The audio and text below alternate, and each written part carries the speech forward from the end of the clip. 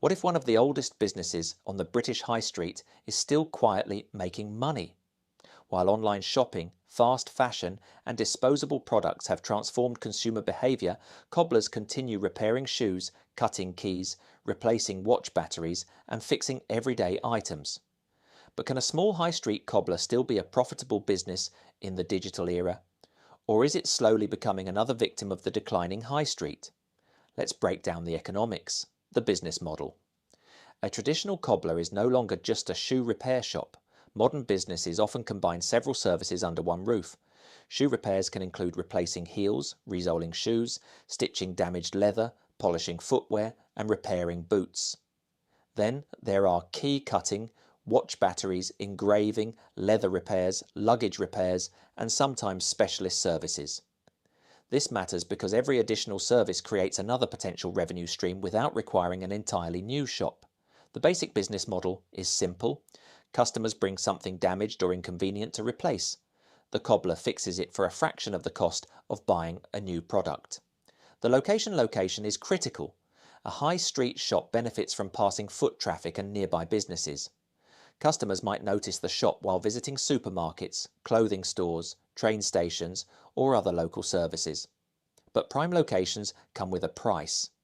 Rent, business rates, utilities to insurance and maintenance can consume a significant portion of revenue. And unlike an online business, a physical cobbler cannot simply move to a cheaper location without potentially losing its customer base. The challenge is finding the balance between visibility and affordable overheads. Equipment and skills.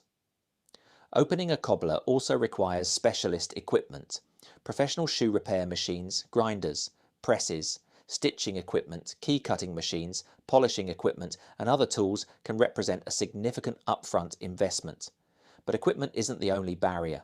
Skill is arguably more valuable. A customer isn't simply paying for materials, they're paying for experience. A skilled cobbler can look at an expensive pair of shoes and immediately understand whether the problem can be repaired, how it should be repaired, and whether the repair will last. That expertise is difficult to replace with automation. Where the money comes from. One of the most interesting aspects of the business is the potential for high margins on certain services.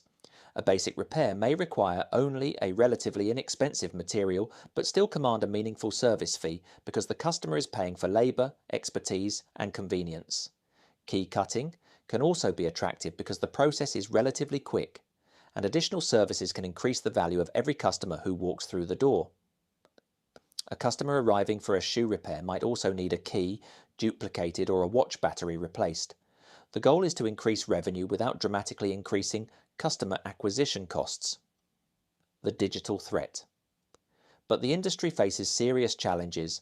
Fast fashion has made inexpensive footwear widely available.